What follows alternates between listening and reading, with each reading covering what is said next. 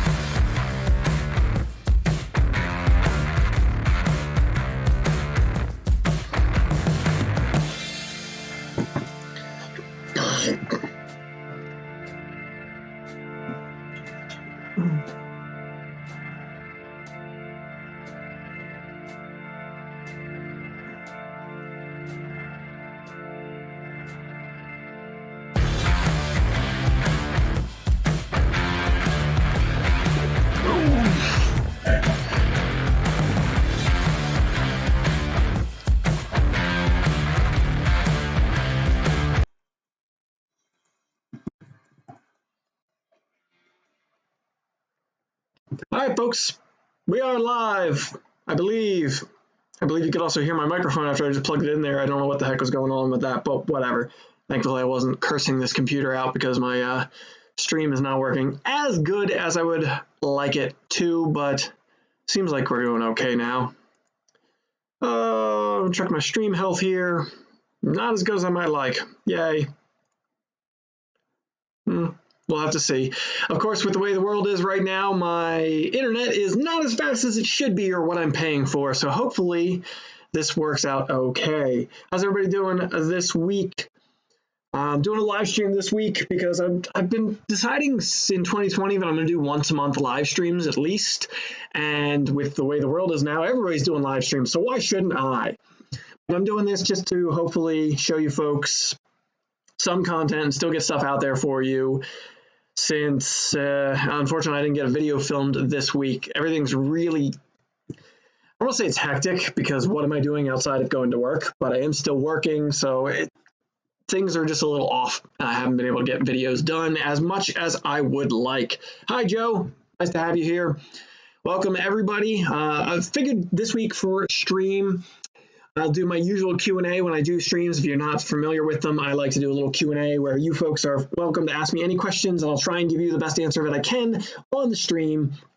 But I also thought I've got a handful of tools floating around here that I haven't done reviews on or shown you folks in other videos.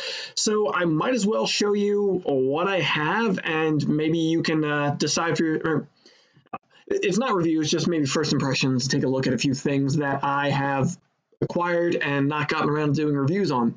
Biggest thing is over the last year or so, I really haven't been doing much in any way mechanical work. Everything I've been doing is custom fabrication or sheet metal work and auto body style work, not so much mechanical work. And I've got mechanics tools lined up for review. I just haven't had a chance to review yet because I haven't had the projects to do to use them on. So kind of annoying in that respect.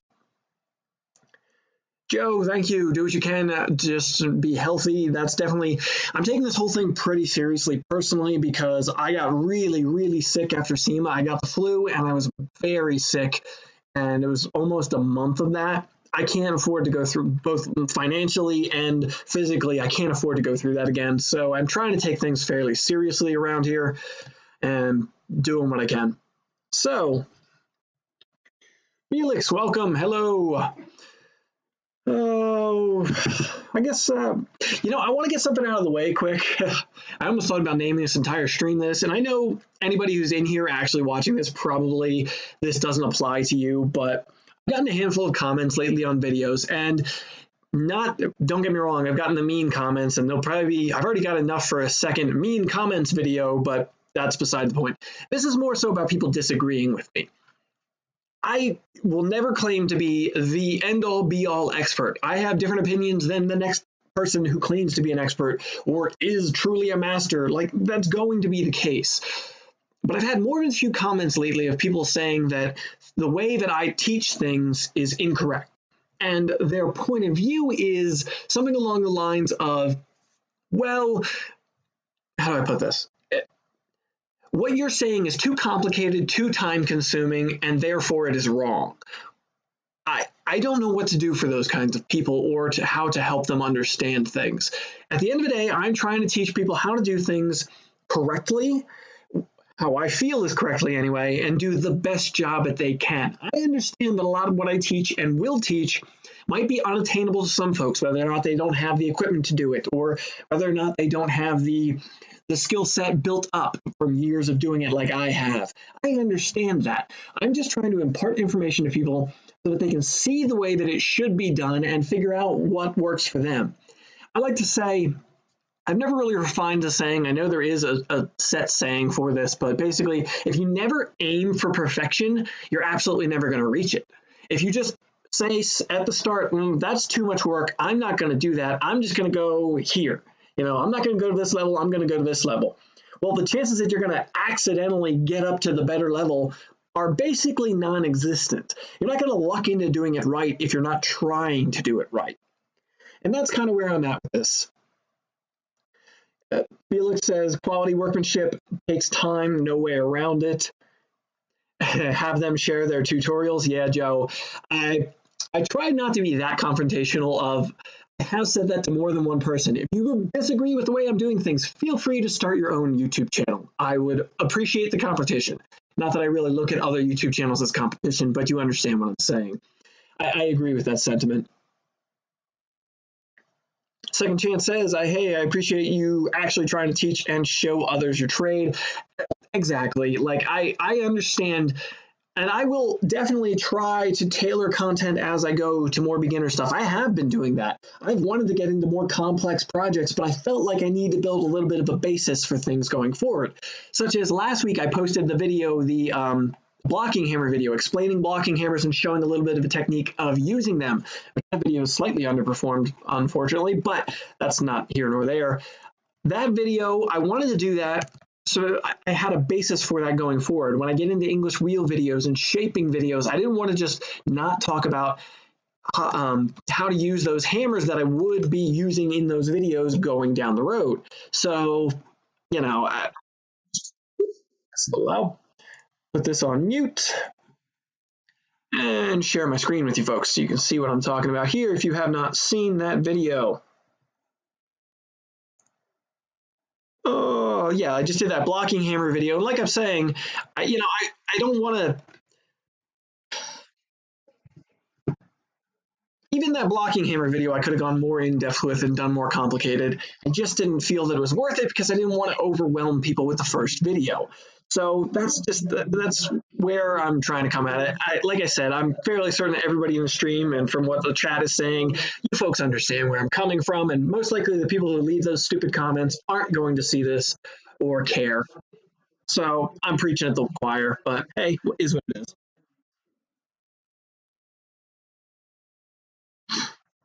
Kyle says that there's nothing wrong with the way I'm teaching things from one professional to another. I completely, it is what it is. I'll try my best to, I'm not trying to give credence to the complaints or anything. I just wanted to get that out of the way. And I probably will do a dedicated video at some point, just a real quick short video for the folks who aren't going to see streams like this, just as an explainer to that effect. Okay, let's talk about some tools. I've got some tools here. This is not a tool I thought about introing this video because I felt that this surplus Russian gas mask might be a pretty fun way to do it, but let's get that out of the way. So, Joe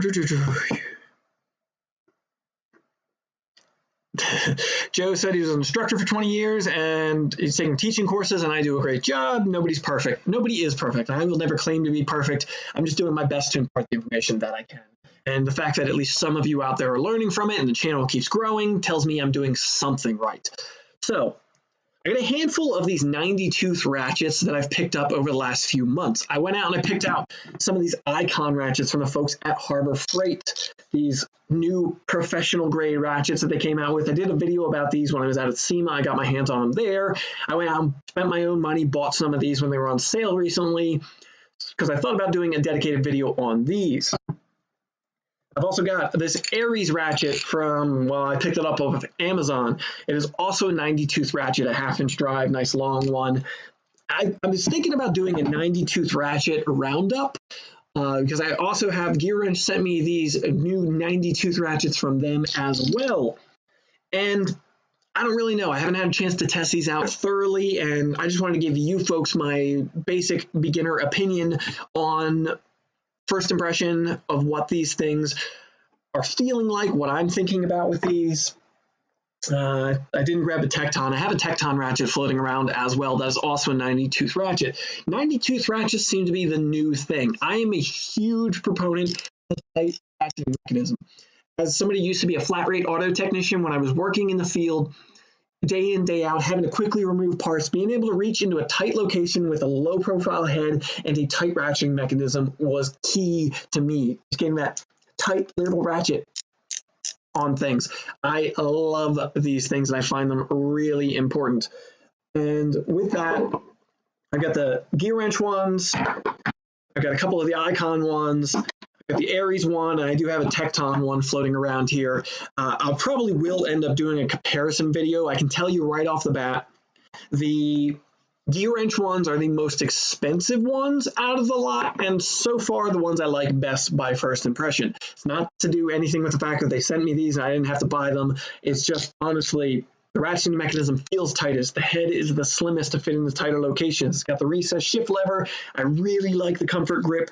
Like the comfort grip on the Icon ones it's so round and plastic, it might as well just not be there. I'd rather have probably, I bought the comfort grip because I knew I'd have the comfort grip Gear Wrench ones. I wanted to compare them. I wish I just would have bought the chrome handle Icon ones, really. Oh, Todd Robinson, really enjoyed the content. As a beginner with the Mittler Brother bead roller, your videos have helped me a lot. Thanks. Great. I'm happy to hear that. I want to do some more bead rolling content in the not too distant future. That's one thing I've been thinking I should probably do a video on. Part of my problem is right now I want to continue that VW Fender series that I started.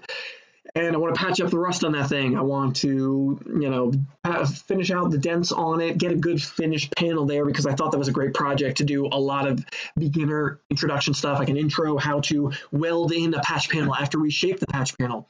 I think I may shape patch panels a couple different ways so that I have a couple of options. I could show you a couple of options about how you could approach things. Like I'll use an English wheel for one. If you don't have an English wheel, how else could I try and do it? I want to try and approach it from that respect.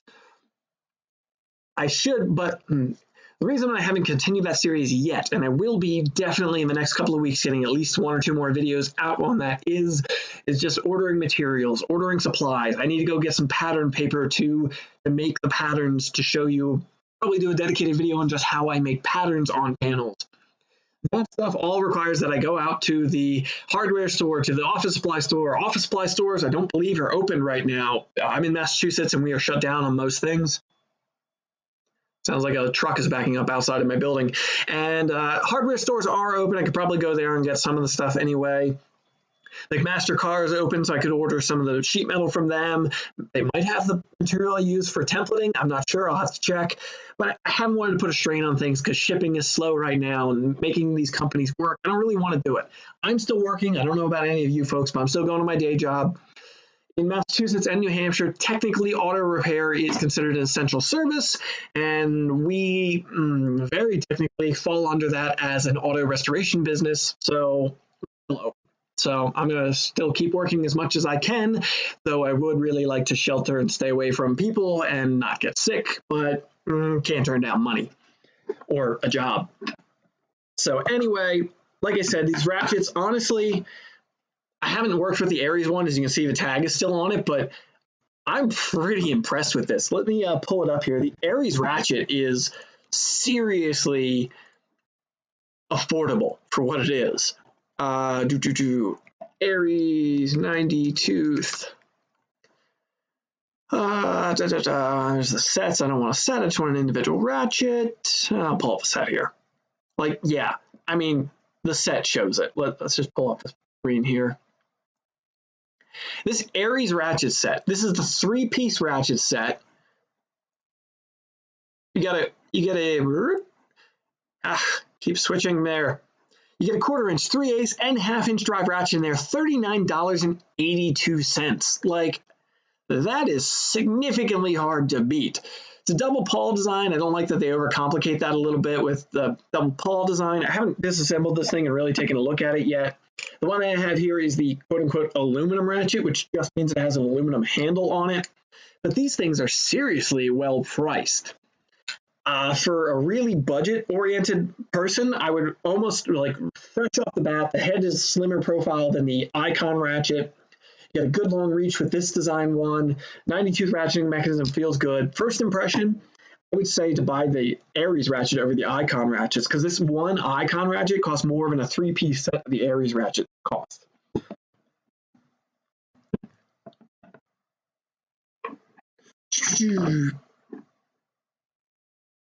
Felix, your quarantine ran out of gloss clear. Called Ace, paid for the case, and they had it sitting outside for you. Well, that's good. That's you know, like I said, I know like Home Depots are open and such. I could go there, but what I'm doing is not essential, so I don't really feel like putting other people in situations. I don't know if I could be spreading this thing. You know, I've had a cough and a sneezing and whatever, but I also have allergies. So I've had a couple of friends that have gotten sick with this whole thing, and yeah. I have a few friends who have gotten seriously ill from this whole thing. One, Steve Shepard, I did a shop tour of his home shop, metal shaping shop. His fiance's, a family member of hers died from this. So, like, I am taking this seriously. I'm trying to anyway. Chance, you said, it's funny how body men suddenly have become essential. I remember a time when we were told we were a dime a dozen. Yeah, that's mostly by employers, I would have to say. So, yeah. I don't know. There's plenty of people who are doing some really good work right now who probably aren't being paid as much as they should be. You know, grocery store workers, people at the restaurants and such. But I'm not trying to get into that whole topic. I just want to say thank you to anybody who's still working or getting things done. And I respect everybody who's out there working at it. I've got numerous friends in the healthcare field and plenty of friends in New York City. There's a lot going on out there. Anyway, ratchets, I'm probably going to end up doing a full-on review, but honestly, none of these ratchets that I've picked up, the Aries, the Icon, the Tecton, the Gear Wrench, they're all really impressive, and it's so hard nowadays to say what's a good ratchet versus not. I really feel like I need to do long-term testing to put a real full good review of these together, and so, yeah, I don't know. I'll probably do a dedicated video on that at some point. Massive fins. What's a good air jitterbug? I don't use a jitterbug.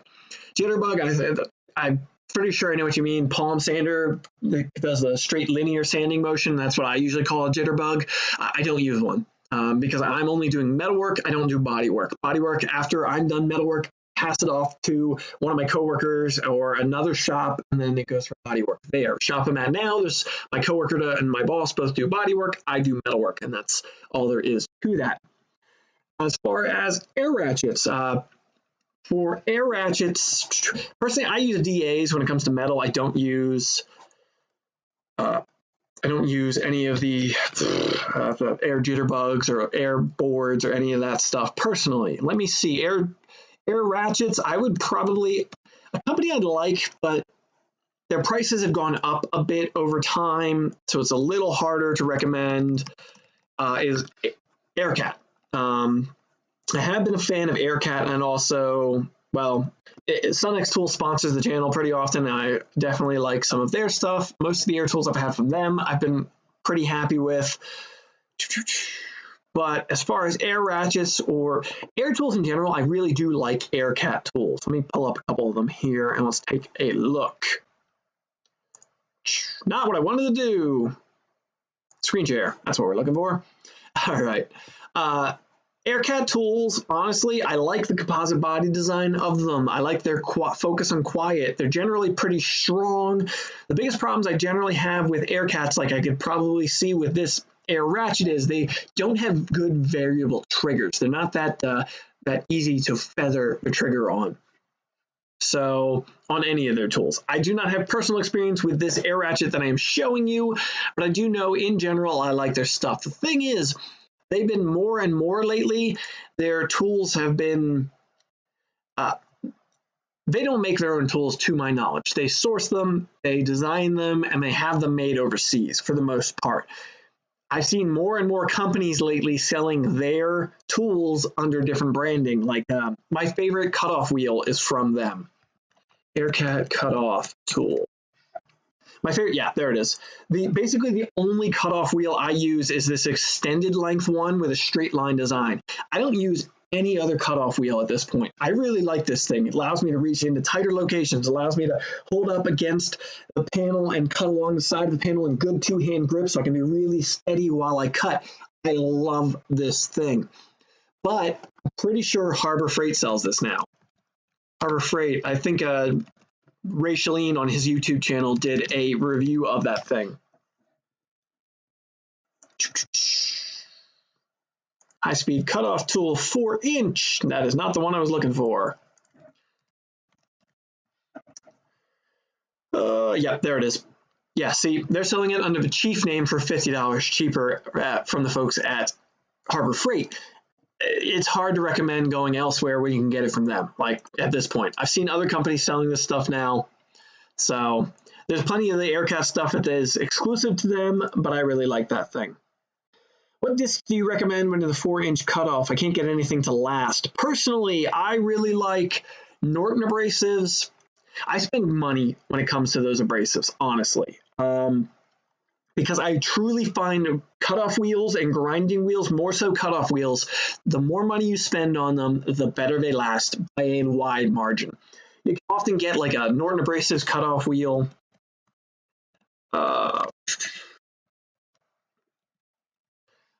I find thinner and let's see if we can pull them up here.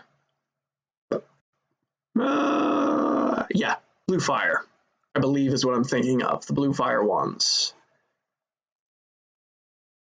Well, whatever. I do find that the better quality cutoff wheels are worth spending the money on. I will get, the cheaper the wheels, like, yeah, I can get, 100 pack of cheap wheels for $25, and it will cost me $25 to get 3 or 4 of these more expensive wheels. But I find that the 3 or 4 more expensive wheels will last a heck of a lot longer and cut better. They just do, in my experience. Second Chance, you asked, what are your thoughts on the palm nailer tool for metal shaping? You enjoyed my hand planishing hammer. I have 1 or 2 friends who have one of those, and they recommend them. I have not used it myself. I've seen that. I really should pick one up and do a review on it, try it out. You know what? I can't give a good opinion on that. I understand the concept. It seems like a solid concept. It's along the same lines of the hand planishing hammer that I made and showed people how to make, but in a more usable scenario. I think that they're a little overpriced. Let's see, palm nailer. Like, you can get palm nailers pretty freaking cheap. Yeah, I get a palm nailer from the folks at Harbor Freight for $25. And planishing hammer. Let's see if we can find that thing. My video is one of the first things that pops up. That's good. Palm.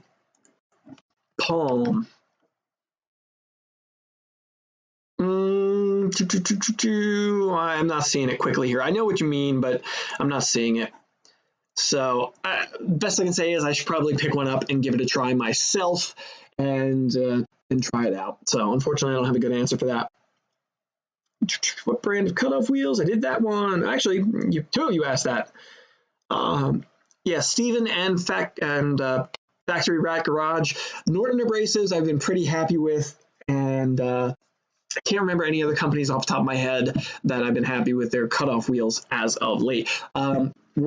Worth makes good ones, but generally Worth is somebody that doesn't sell to the public. You have to go through Worth to get their stuff. They have good abrasives as well. I personally try to find the thinnest cutoff wheels I can. Here's a couple of tips when it comes to cutoff wheels. I try to find the thinnest ones I can. spend decent money on them, like $5, $6, $7 a wheel, because I find that it does make a difference when it comes to cutoff wheels. And the biggest thing I can say is I do not push them.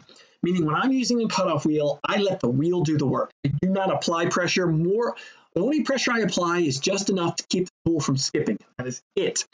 And I'll do light cuts. If I want to cut through sheet metal, I'll score my way along a line so I have that line cut in, and I'll make a couple of passes on it before I fully cut through that material. That really gets a disc to last longer. It takes longer to get the cut done, but it makes your abrasives last longer. And if you factor in the amount of time changing discs, it probably works out to be saving time in the long run, I would bet, and definitely saving on abrasives.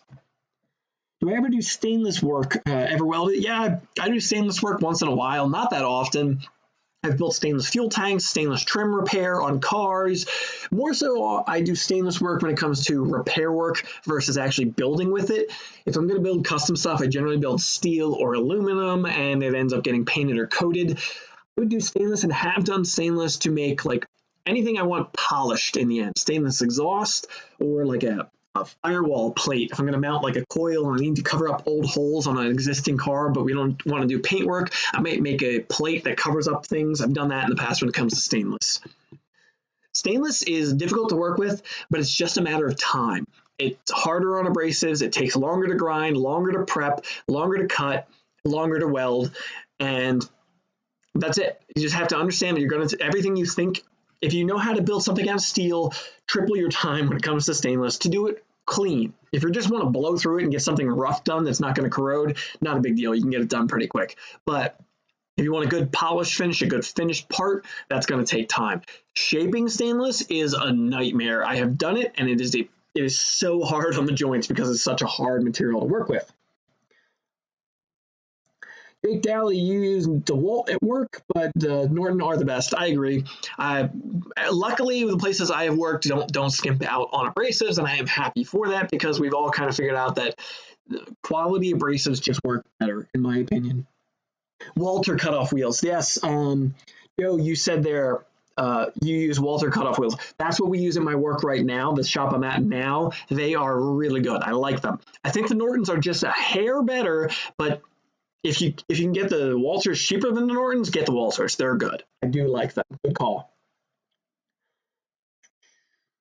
Oh, Mike, I didn't see that. Sorry, Mike, you said those there.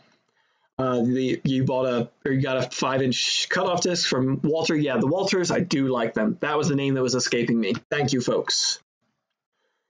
Oh, Zach, you said, do you recommend cordless or wired grinder? I tend to do batteries quite a bit, but I don't use electric grinders. I do not use electric grinders. It is rare that I do. I have a large, like 7-inch, 9-inch grinder that I will use sometimes on big jobs. That would be like if I'm grinding on an axle or I'm removing welds from like an axle where I'm removing the spring perches on it or something. It's not the only time that I would use an electric grinder. I'm sorry. With that, when I do use an electric grinder, the rare times that I do, I prefer corded still. I like to be able to flow really smooth with my grinders. Again, I use a grinder the same way I use a cutoff wheel. I let the grinder do the work. I don't push, I don't hammer on it. I let the grinder do the work. It takes longer, but I have less risk of digging into the base material and damaging things that I have to repair later if I'm doing a good finish job, and the abrasives last longer. With that, I find corded ones so much easier to work with because you don't have the battery on there. I'm not changing out batteries all the time. These cordless ones have come a long way, but I still do prefer a corded one when it comes to a grinder. But 90% of the time, I use air-powered ones. I find in metal shaping, auto body, my personal opinion and the opinion of most of the folks I've worked with, air tools are still king. Cordless ones just haven't come along enough for us. The thing is, like these companies like Milwaukee, I almost picked it up at SEMA. Milwaukee has red angle die grinders now, cordless. For an auto tech, that's awesome because if you're just cleaning off a gasket surface, 5 minutes at a time, a couple times a day, that is killer. That's great. For me, when I pick up a right angle grinder, I'm using it for 2 hours straight. So they think it only has like a 10, 15 minute battery life. That's not good enough. I would be changing batteries all day long. And also, I'm worried about fitting in tighter locations because I'm often inside of a quarter panel grinding rust away or cutting away on a panel or just doing things in tight areas. Even on classic cars, there's less room than you think there is. So I prefer air-powered tools to get in those tighter locations. So personally, air-powered first, corded second, cordless last. Not saying they're bad, and if I was like a field fabricator working on equipment or something, cordless would be great for me, but benchmark abrasives, Zach, you said it, is the one you use quite a bit. I haven't had any luck with those. Sorry, I haven't tried those, so I can't say. 3M, Jake, you said 3M cut really fast but don't last as long as Norton. I agree with that. I don't use 3M abrasives like ever. I try not to. Sandpaper for DAs. I like 3M. How do I put this? I think 3M went the way of so many other companies. They became king. Everybody knows 3M. They became the biggest and the best. And as such, they've kind of cut their quality, I think, personally. Their sandpaper doesn't last as long as Norton paper does. There's a lot of things that I just don't think it's worth it. I'd rather buy cheap paper for a DA, an orbital sander. I'd rather buy cheap paper than 3M paper or Norton paper. I'd rather go one way or the other, personally. And I agree. The cutoff wheels, they don't last long. And they do cut well, but they don't last as long as Walter or Norton.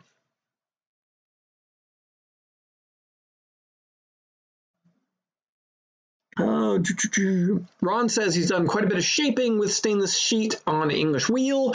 It shapes pretty well, but the edges can leave marks in non-hardened wheels. Okay, I can understand that. And so anybody working out there with a more budget-minded thing, like a Harbor Freight wheel with those non-hardened wheels on there, which I personally don't recommend using at all. Okay, understandable. I don't have much experience with that. Everything I've done when it comes to sheet or stainless work has been mostly hammer forming and blocking and then planishing to get it to the shape that I want. I haven't done much, if any, wheel shaping. I probably have done wheel shaping in stainless. I can't remember. Stephen Rivet, am I on any internet forums? I am not at this point. I steer clear of them. It's just too many keyboard experts out there. And technically, hey, let's look at this. I'm technically a keyboard expert, I guess. I have this platform and I use it to teach people things, but I don't want to get into those arguments. I'm on a couple of forums, but only for computer stuff. I'm big into computers. That's my hobby, I guess you could say.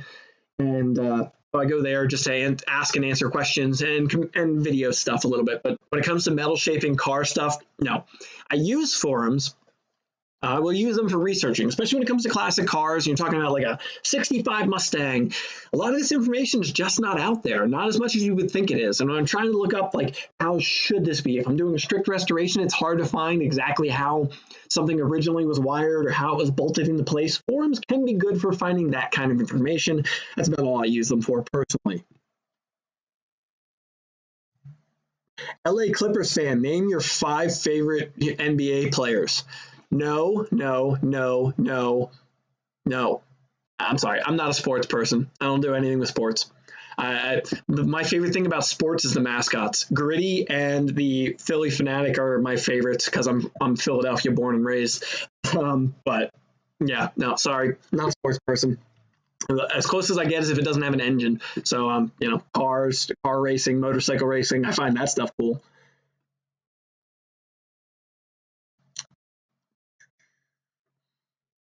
What paper do I use for a DA? Norton. Yeah, Norton paper, as I was saying earlier. Mike Nunez, you said same thing. I find Norton to be the best. It lasts the longest. It holds up the best to and I punish sandpaper because I'm not working on filler material. I'm working on metal, aluminum, stainless, steel. What I'm doing is a little harder on it than just working on filler or paint or primer. So I blow through paper.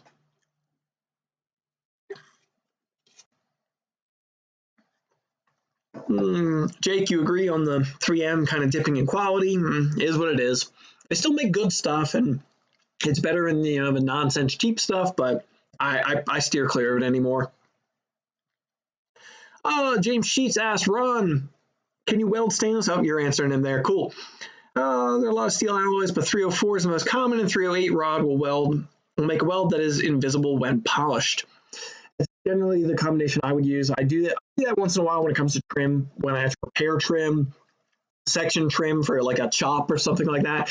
Though personally, I don't do that often. I Personally, don't like trim. I would prefer to shave trim off of everything, personally, my opinion. But on restorations, we can't do that.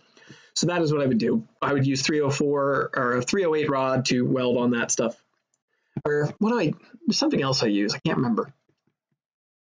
But I have made components in the past, welded them together with stainless steel, and polished them up to the point you can't tell they're welded. It is doable. Probably do a video on that at some point. Add it to the list. Massive fins, Harbor Freight bead roller, waste of money. I want a cheap one for making floor pans. A Harbor Freight wheel, I think it's a waste of money, personally. But there are plenty of people out there who don't. I would look into, before you even consider picking it up, looking into modifying it, because you're going to end up modifying it to work for your needs, whether it be reinforcing it to make it stronger, or modifying the tool holder setup, or putting a motor on it. You're going to end up modifying things. So I would look into that, some forum posts about modifying them, make them work for your needs, and go from there. The biggest thing for me is I like powered bead rollers because I can't stand. I do intricate work when I do bead rolling. I don't generally do straight lines, not often, unless I'm trying to recreate something that was already there. I don't do straight lines. So straight lines, doing the hand crank and guiding it with the other hand is doable, or having a second person guide it. But personally, I need a powered bead roller so I can turn around corners, because I can't be turning around corners while I'm going. And then like Eastwood sells budget-minded ones, bead rollers, but they're really not that cheap in the scheme of things, honestly. Let's see if I can pull them up here and take a look. Yeah, like a Harbor Freight. Do they even have it right now? Yeah, there we go. Bead roller kit. It's not coming up.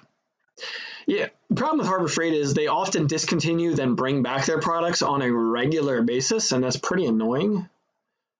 I'm not finding it on their. Yeah, it's not coming up on their page. Okay.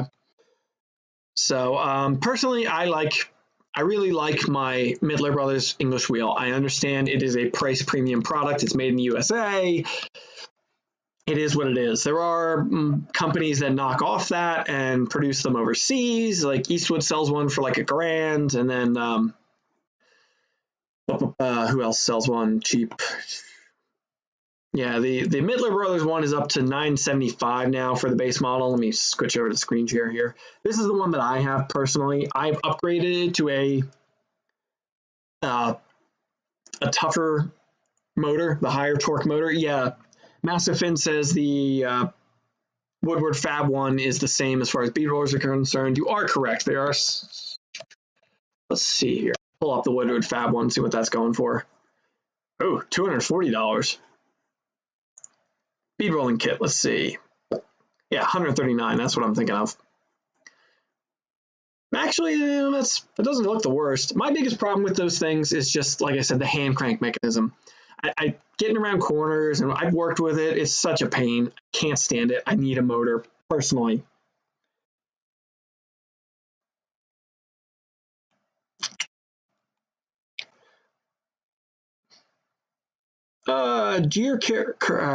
Jer Kirkpatrick shows and sells plans on how to modify the cheaper ones. He did one for Gene Winfield. All right, I'm not familiar with him. Let's see if we can find him quick. Jer Kirkpatrick. Does he have a YouTube channel? I see that here in classes. Okay. Valley Forge. Is that Valley Forge, Pennsylvania? No, California. Valley Forge. Okay, sorry. Blacksmith tools, whatever. I should have researched that beforehand. So anyway, yeah, personally, I don't care for them, so I don't have good enough experience with them to tell you what you should consider doing. I wouldn't use them. I don't like them. But they can work, and you can make them work, and you can get the job done. I feel like plan on reinforcing it, plan on modifying it, and if you're okay with that, you'll save yourself, $800 versus a good powered one. So I understand that's out of most people's budget range when they're talking about tools like this. see if I missed some questions here. I think I did. Oh, second chance, you like shave trim as well. It's just, I prefer the look and it's easier. Making trim fit is such a pain. It rarely fits properly. It's such a, I hate it. I really don't like working with it. But, you know, hey, if you're doing an original restoration, everything I've done in the last couple of years has had trim on it, not by my choice. Oh, Mike Nunez, you asked, do I use little flap discs on die grinders? I do not. I don't like flap discs. They work really well for a short period of time. Even the good ones, in my experience, they just don't last long enough to justify the expense, in my opinion. I'm working on sheet metal mostly. If I was doing heavier fab stuff, even when I used to do chassis work more and roll cages and stuff, I didn't like them. I just didn't. I use plain abrasive discs. I use the Rolox style abrasive pads, so basically sandpaper. 36 grit rarely, 50 grit some when I'm grinding MIG welds. Primarily, I use 80 grit and higher of those for grinding on sheet metal. That's what I use to just knock down my welds. And then I actually have a die grinder set up with a hook and loop pad on it, and I use the hook and loop pad. I cut out discs from 6-inch DA paper, and I put them onto the hook and loop pad for a little 3-inch, and I use that for finish off work. So I use those primarily. I do not use flap discs. Plenty of people love them. A lot of people really love the flap discs. I've had no luck with them. I think that they cost too much, and they work really, really well for like 5, 10, 15 minutes, and then they stop cutting as well, and you really got to lean on them, and I don't like that about them. I don't find it worth it. And that's like anti the way they're supposed to work, because they're supposed to wear down and then still have abrasive there. I don't understand why. I've never had luck with them. Maybe I'm using them wrong. Todd Robinson, you said you had the cheap Harbor Freight style. Being alone in the garage makes it hard. I understand that. Yep. Zach, you said that there is an add-on kit for the power setup. There is one of those. I think Eastwood sells that as well, an add-on power motor adapter conversion kit. And I think there's a couple of them on like eBay, pretty cheaply sold as far as power motor conversions. Let's see if I can find it here. Nope, that's the wrong eBay. I have two eBays on my end. So, Bead roller motor conversion. The Woodward Fab one's $400 that I'm seeing here. The eBay the Eastwood one is $428. Honestly, you can buy the Mittler Brothers motor kit for $372 and then modify that to fit. Probably be a better way to go. I'm not seeing it here, but I know there are a couple of folks out there selling those, and man, that could work pretty well for you.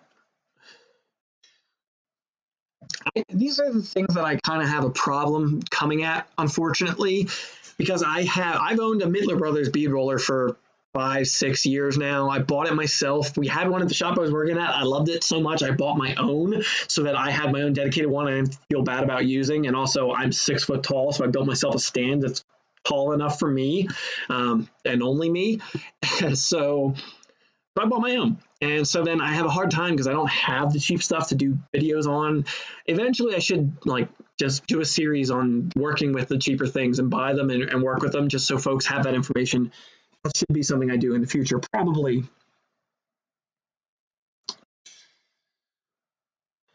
Oh, I know I missed a question there. James Sheets, you asked, if you make any body bucks, what method do you prefer?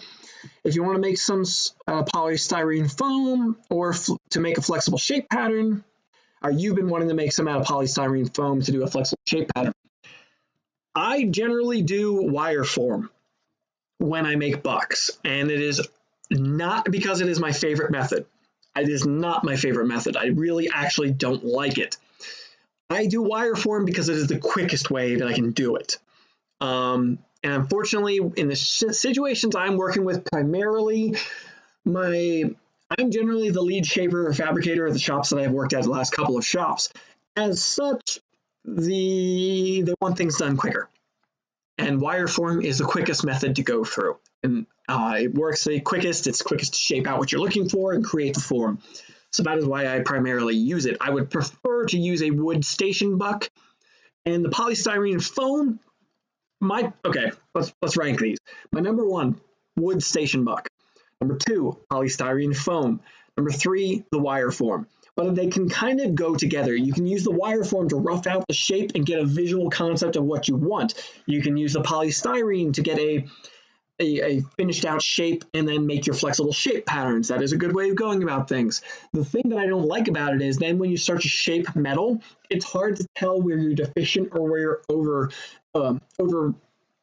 developed on the panel when it's on the polystyrene buck because you can't see behind it. A station buck allows you to visualize. So you can set your panel onto a station buck and you can look from behind. You can clamp your material to your station buck. You can even form around the station buck when you're working with it.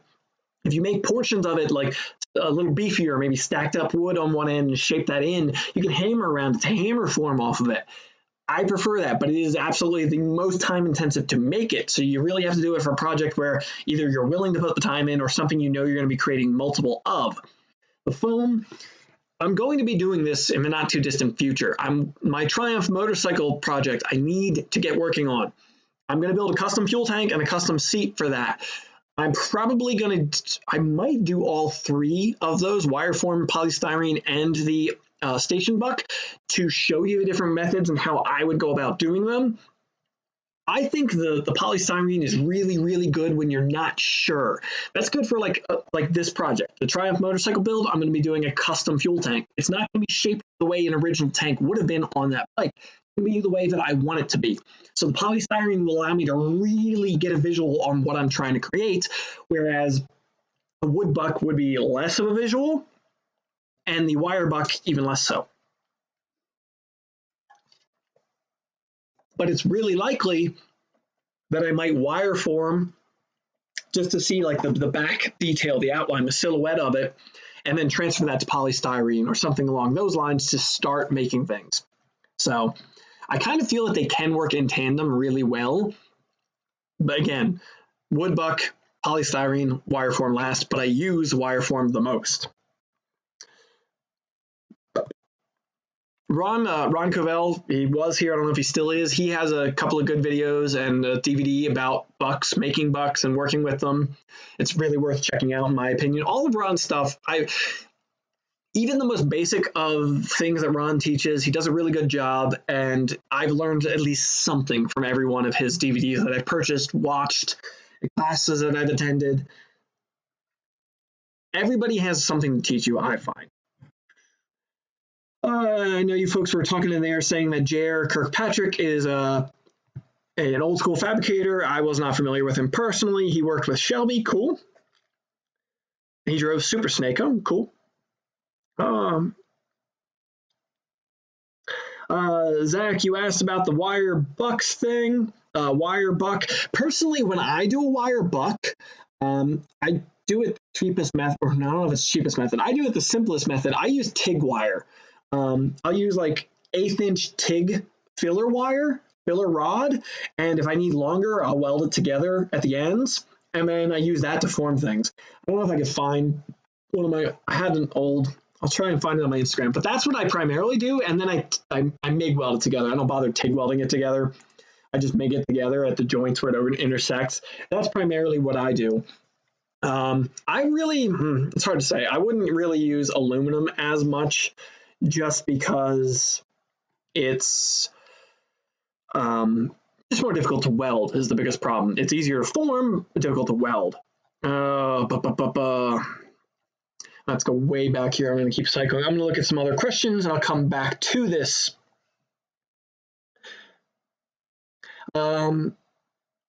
Second Chance, you asked, do you ever use any forming stumps? If so, do you have a preferred wood to use? I just did actually, I don't know if you saw it, last week I put out a video, screen share.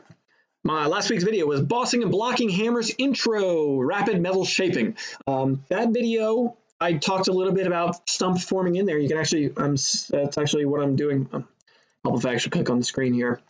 I'm using the Raceline Pro Shaper style of stump there. That's made out of pressure-treated wood, just lumber, pressure-treated lumber. That honestly works pretty well. That stump, I need to remake that. I'm not happy with it, but it's not because of the wood that I used to make it. So that pressure treated is hefty enough, at least for aluminum shaping. Steel, it starts to get a little more beat up.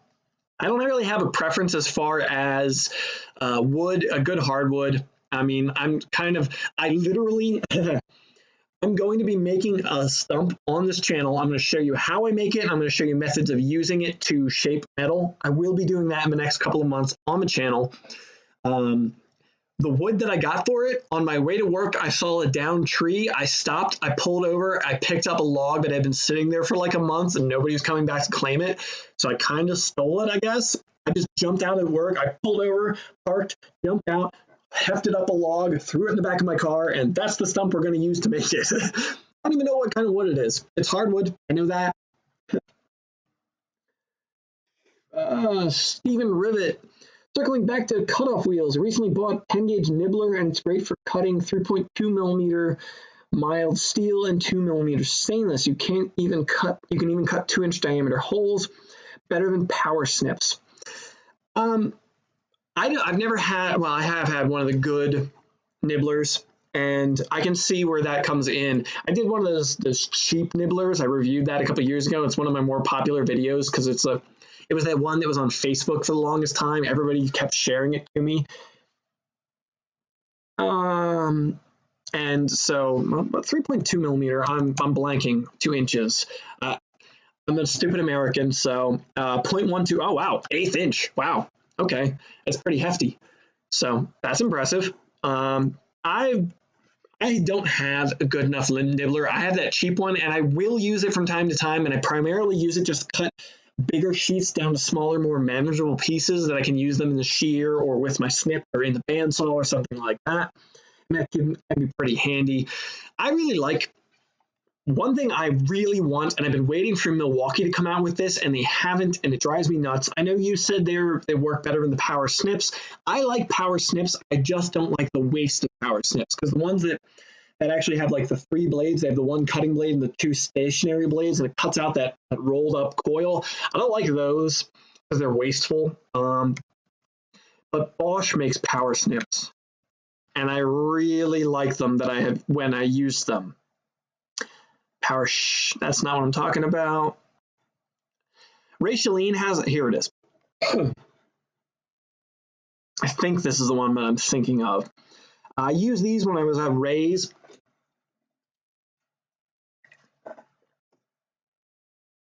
I loved the shear. It wouldn't do 1/8 inch. It wouldn't do the 3.2 millimeter. No way. But I used them on aluminum and steel while I was there. It was really easy to handhold and cut with and cut some corners. And I really like that thing. I've been waiting and waiting for Milwaukee to come out with one of these because I have all Milwaukee tools, and they haven't done it. So unfortunately, yeah, I can see the power of having a nibbler, a good nibbler in the shop. What I primarily use a nibbler is the Pullmax. I actually use, most sheet metal shapers don't use a Pullmax as a nibbler, even though that's what it originally was. I do use it for that. And the biggest thing that I use it for when it comes to Pullmax, as far as nibbling is concerned, which I could do 1/8 inch with that, obviously that's significantly more expensive and takes up a lot more space that most folks won't have the room for. Where it comes into the biggest play, in my opinion, is the circle attachment. There's an attachment for the Pullmax that you can like put a center into your metal, and then you can cut a circle, and I'll use that. And I use it primarily when I'm making custom fan shrouds for radiators. I'll set it up to the right diameter for a fan, and I'll cut out that circle in there, and I've already got my circle for the fan. So quick, so easy. Just clean up the opening to knock down the edges. I love it for that. That's primarily what I use when it comes to a nibbler. Steven, you said Metabo bought Bosch, so we'll see how things change. I wasn't familiar with that. Joe, you said the 3-finger cutters aren't just wasteful, they're also not good for anything with straight cuts. Completely agree. I only use that straight line one, again, for knocking down sheets. The shop that I work in, my day job right now, is a very small shop. It's 400 square feet, and as such, I don't have a lot of room to work around the shear. We have a 52-inch shear. It only fit like a 3-foot long piece in it before I have to start moving shop equipment around just to get into that space with it. So that becomes troublesome for me. Let's see if I can add a picture of my shop here. I'll pull it up quick. If I can.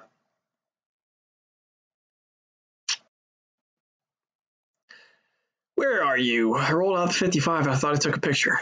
Guess not. Well, this kind of does it justice. This is the shop that I work in daily.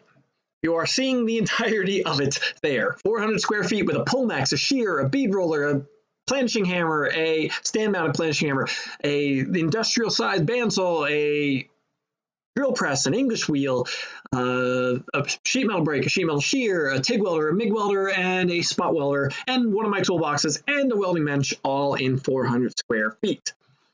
So, yes, it's troublesome at times, but it works. I've been at this shop for 4 years now, and I've been in that space for 3 of those years, and I make do. We get the jobs done. So you can work in the single car. It's basically a single car garage size. So get things done there. I was looking for a buck. I know I could show you one of my wire forms. I'm just going to keep looking. James Sheets, you asked if we're going to put rubber on the stump like Ray. I haven't tried that yet. I haven't been back to Ray's shop in quite a while. I might as well broach this subject. I really wanted to do a couple of sheet metal videos or shop tour videos in April and May. And not just shop tour videos, because I know my shop tour videos are not that popular. I understand that. What I wanted to do was actual, what do you call it?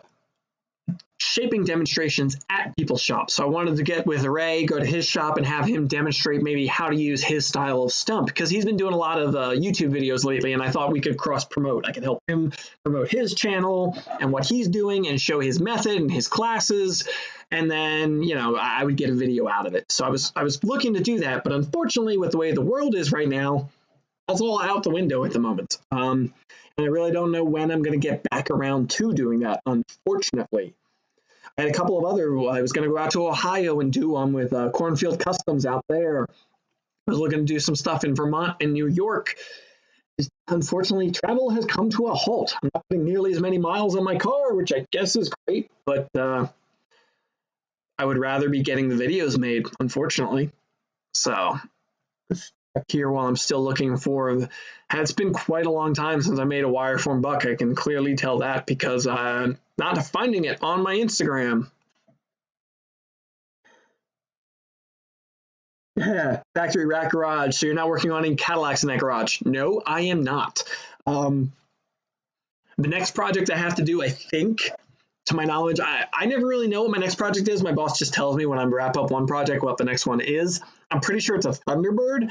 I don't know where I'm going to do it because it will not fit in my shop. It just won't. The 55 Chevy I just did was the max size vehicle. When I had the front end installed on the 55 Chevy, it took up the entire. I had like this much space, like a foot in front of the car, but I could squeeze between the garage door and the front of the car. And I literally had to turn sideways between the pull max and the quarter panel on the car when I was walking past it in the back of the car. So, yeah, that was not fun. But again, we got it done. Got the projects done. The biggest car I've worked on in there is I did a Ford Galaxy, and it's actually what I'm looking for right now, kind of, on my Instagram, is the Ford Galaxy. And that Galaxy was probably the biggest car I could possibly fit into that space. And I couldn't put the front end on it. I could not. It was just the body of the car and the back end. Nothing bigger would fit in there. Joe, it depends on the year of T. I don't know T-Birds well enough. It's not one of the small ones. It's not the original ones. It's like the 70s where it's a bigger body. So, yeah. The bigger one, basically. Did I not show the wire form I made for this thing? I had to have. There it is. Pull it up here so you folks can see what I'm talking about. Back to the wire form topic. This is the last wire form that I made back in 172 weeks ago. It's been quite some time, apparently. That's not true. I'm sure I've made some before, but since then I haven't documented. You can see there I'm using either 3/32 or an 1/8 inch steel TIG rod, shaped in shape, MIG welded at the corners where it intersects to get the rough shape of this transmission tunnel that I ended up building. Let me see if I'll show you the finished product. Where's the finished one? Well, there's the finished shape because I shared this because that tail end of this thing was so difficult to create. It was such a tight, shrunk in and stretched out. Oh God, that thing was such a pain to make. But we put a 5-speed Tremec transmission in a 63.5 Galaxy, and that's what it took to do. There it is in the car with the shifter coming up through it.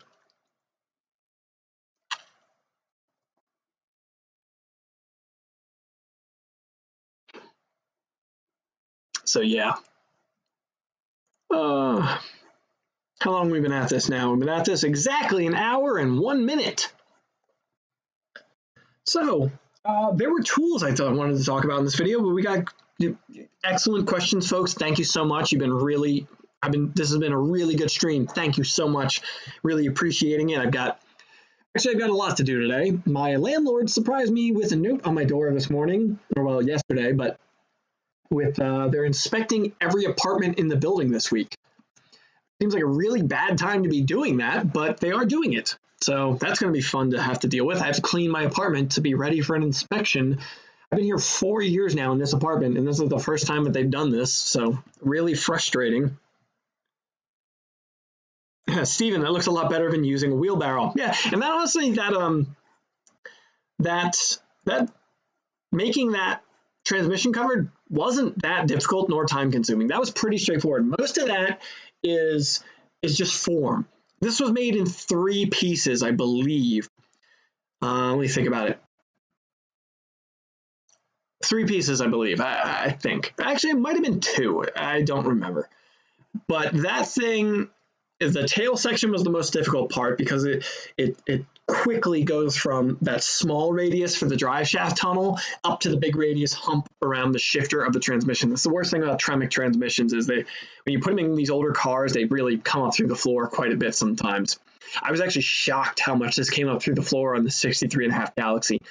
Had I known that to begin with, this is one of those things where I wish if I built the car the way I'd hoped to or would have liked to have built the car, I probably would have come across this sooner. But I would have probably lowered the engine trans down in the car. But in the same regard, the oil pan was already below the front crossmember. Building cars is such a pain sometimes. So, but honestly, that wasn't too difficult of the one to build. It seemed difficult. Second Chance just started coughing and wrap up with a blanket when they come in to inspect. Unfortunately, it's on a work day, so I won't be here. A bunch of my friends recommended that as well. I won't be here, so they're just gonna have to come in and inspect the place, and yeah, I'll hear about it afterwards. So, especially since I have 2 cats and a dog, and none of which are technically on my lease. Yeah. So. Zach, very cool. Thanks for sharing the wire form. Glad to help. I know I've got other ones, but that's the quickest one I could find. So, yeah.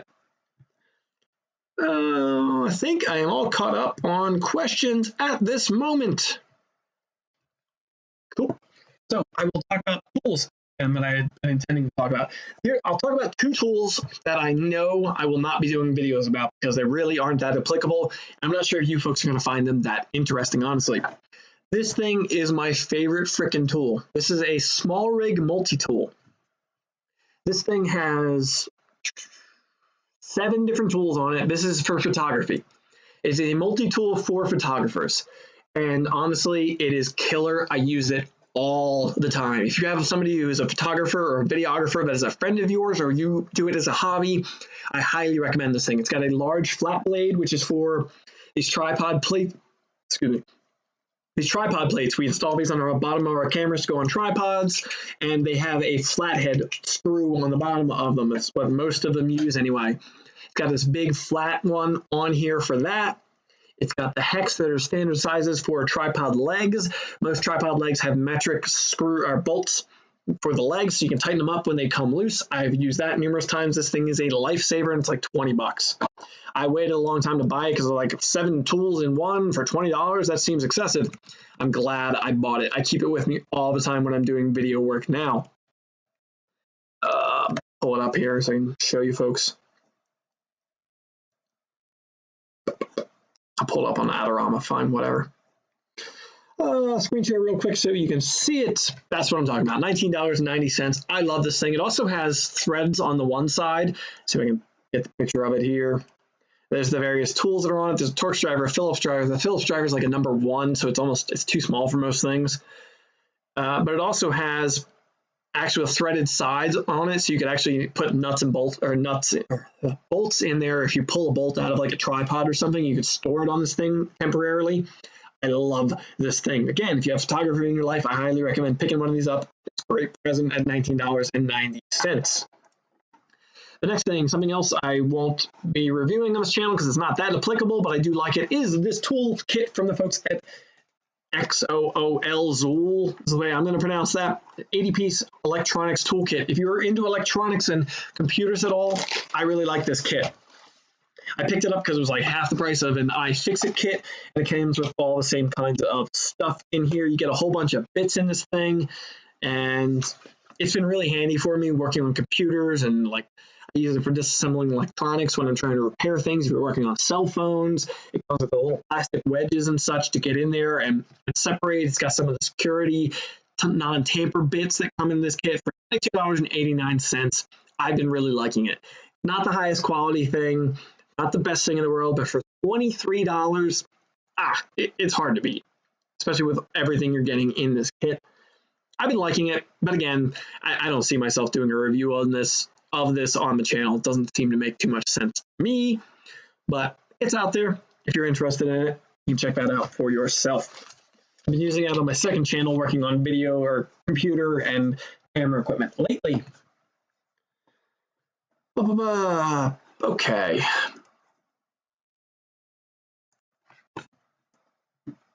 Other tools here. Oh, I just got this in. I'll show you folks. The folks at Gear Wrench sent this over. It is their new wing light. It comes with this big hood mount thing. So you can put this on a hood, or where I primarily use these isn't as much of a hood light or lights like with this type of bracket. What I primarily do with them is when the doors are open on a car, or through the windows on a car when the windows are out of it, when I'm doing body work like inside of a car, while I'm doing floor pans and floor work, I will spin this out, hook onto the body, and then I have like my own dome light basically to light up the interior of the car. So far, I'm liking what I'm seeing with this thing. It is bright. That wasn't even the bright setting. That's the bright setting. Light up the wall behind me there. Yeah, I think it's a 1,000 lumen light. It's also got little lights on the side. Yeah, little lights on the side there as well. It's a neat idea. The wing light comes off of here. It's got magnets in the base of it. It's got this hanging hook, so you can angle it on here. You can actually angle ends of this as well. I'll probably do a dedicated video on this at some point and really break it down and show it to you. That thing's $139 on eBay right now. And the hood bracket is really nice. It's pretty strong. I'm not going to say it's like industrial or whatever, but I like the construction of it, what I feel. Spring loaded and all that. Oh. Got my microphone. Oh, hello. All right, still good. Okay, what else is there? Checking through here, make sure I didn't miss anything. Screwdrivers. The folks at Sunex sent these over last year. I never got around to.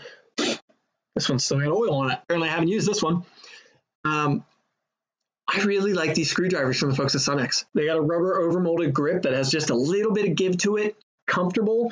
I like the way it fits in my hands, and the construction of them, they definitely don't feel quite as strong as my Matco ones that I use at my day job, but I've been using them around here for DIY projects, and I haven't stripped a tip on them, broken a tip on any of them yet. So far, I'm pretty impressed with them. I like them, and I've been pretty happy with this kind of complete set that they sent over, a screwdriver set. And they also have they have the hole in the back so you can hang them off there. What I've been known to do with that from time to time, and I'm not going to say that they recommend this, but I've been known to do it, is actually stick another screwdriver through there and push down on something and then kind of push on it like that. So I've been known to do that. And they also have a hex on there so you can actually use a wrench to do so as well for some more stubborn fasteners. I like that set. I forget what that one is going for. Let me see if I can find it here quick.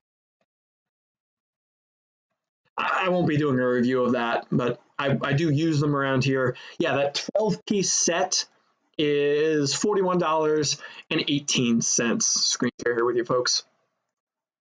So comes in that little tray.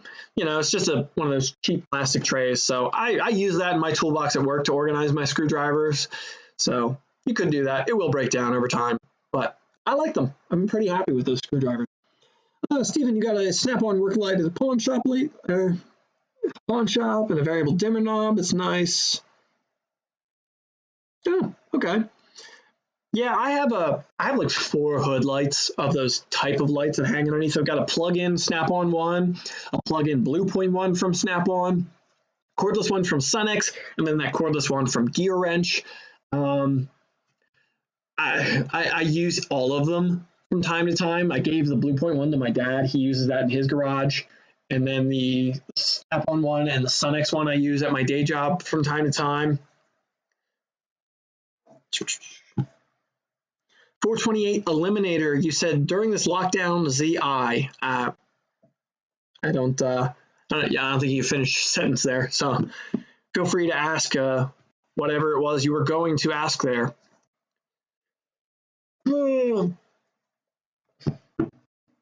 I don't think if I missed anything here. I think that pretty well covers what I wanted to talk about in this stream. We've been at this for a little over an hour now, so maybe it's time to...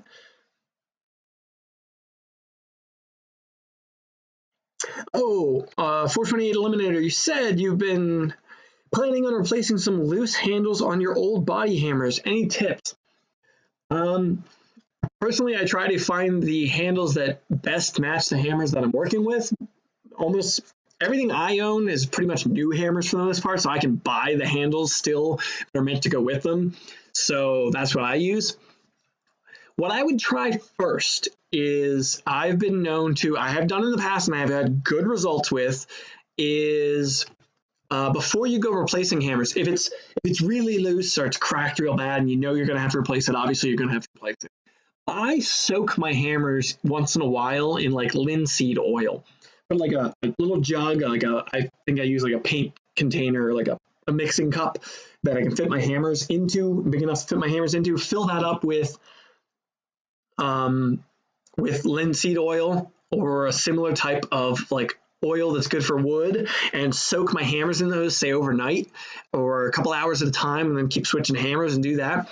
It kind of rejuvenates the wood and expands the wood a little bit. And I've had really good results with some of my newer Martin hammers. I had trouble with the heads loosening up, not loose, a little bit of movement in them. I soaked them in that. Haven't had a problem since. So I would say once a year, it's probably a good thing to do. You should probably do like a quick tip video on doing that for maintenance of your hammers or whatever. It's also good for the metal because it's oil on the metal. I wipe it down before I use the hammer again, so I'm not transferring oil to the materials I'm working with, but it helps to swell up the wood a little bit. Diesel Punk in the house. Hi. James Sheets, what are your thoughts on hot rod EVs? I did that dedicated video to hot rods, to EVs. If you're talking about like traditional hot rod type cars, yeah, I'm going to have to say that I'm not so keen on those. But as far as electric vehicles in general are concerned, I would love to build one. I really want to build one. Oh, hot rod. I'm looking at my own video here. Yeah, there we go. I did that dedicated video. The hot rods, EV hot rod, EVs of SEMA 2019. I thought these were pretty interesting. Let's see, am I putting out audio there? proven reliable. That was kind of the focus of GM's. Yeah, whatever, doesn't matter. I think they're neat. I think they're interesting. I think that more people are going to be wanting them in the future, as you know, like I find that there are people out there who are eco-conscious who would be into cars if they weren't, you know, quote unquote, ruining the environment. Not quote unquote. I mean, it's a thing. I think they're really neat. They can be really powerful. It's a different way of going about things. I like different. Like this Porsche on screen right now, the folks at Street Fighter LA and EV West teamed up and did. This thing is cool. I thought this was so cool. I can see this being a really fun car to drive, carving corners and stuff with all that on-demand torque from that Tesla motor in there. Tesla motors. I think they're cool. I think they're neat. They're clearly not for everybody. I would absolutely miss the sound of them. I can't see myself. I'm going to miss that so much whenever they start going away more and more. What are you going to do? You know, the longevity of this industry, I think they make sense, and I want to see more of them. I personally really want to build one, but I'm not going to go out of my way to do so at the moment. I was hoping to go to EV West at the end of this year and do a video with them and talk about the EVs and electric vehicle conversions and talk about that a little bit. I'm not even sure if that's going to happen yet at this point. Like, I don't know if SEMA 2020 is going to be coverage that I'm going to do this year, unfortunately. If I can get sponsors in, then maybe, but if I have to do it out of pocket, I don't know. The way this year is going, we will have to see. So I think they're cool. I think they're neat. I think they really have a place. I would love to build one to get more experience with it, to learn more about it. I love to learn, and I love to learn new techniques. I don't know enough about electric vehicles because I haven't had a project to justify stopping and learning that stuff. And I only have so much time in the day, week, month. And so devoting time to sitting down and learning all about electric vehicles, I haven't had enough time to do it or justify it due to not having the project to do. So someday I would like to do it, and I could see that being a cool video series to do, just like convert a Mustang to electric or something, just because we could. But I have to find somebody to fund it because I'm not paying for that out of pocket. I got too many projects in the queue ahead of that I got to spend money on. That doesn't make any sense for me to do that right now. But I definitely have a harder time. Like, I think Rich Rebuilds, I haven't watched it, but Rich Rebuilds did an electric street rod. I can't see myself doing an electric street rod. That's just, it's too traditional. Why would I want a straight axle with manual steering and manual brakes and then an electric motor in it? I don't see that being that much fun. But if you're really into electric vehicles, maybe it is fun to you, I guess. Oh,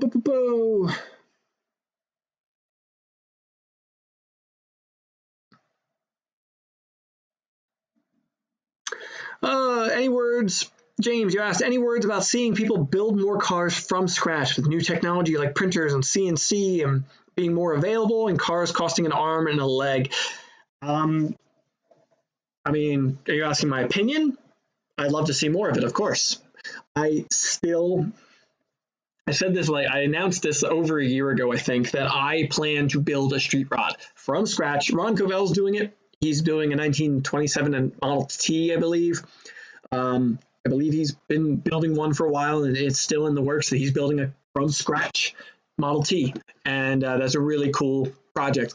I, too, plan to build a more like a Model A. It's not going to be a Model A. It's going to be similar to a Model A. But I think I could do a full dedicated series. I could teach you folks around it. I could just show you building it, show you when it's done. I am going to build it. It's just a matter of getting to doing it. And yeah, unfortunately, I don't have the shop space to do it at the moment. I don't have the time to do it at the moment. I got to get there. So hopefully this year I will be starting on that project. At this rate, who knows?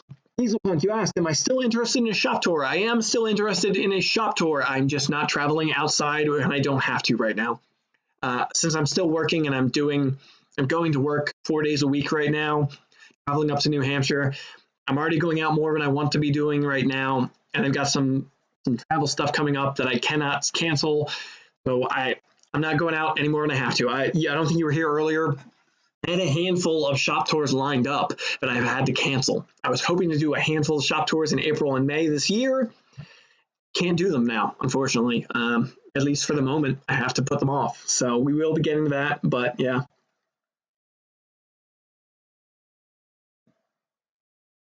Ron chimed in there with the metalworkers using printers to make hammer forms. It's an interesting idea.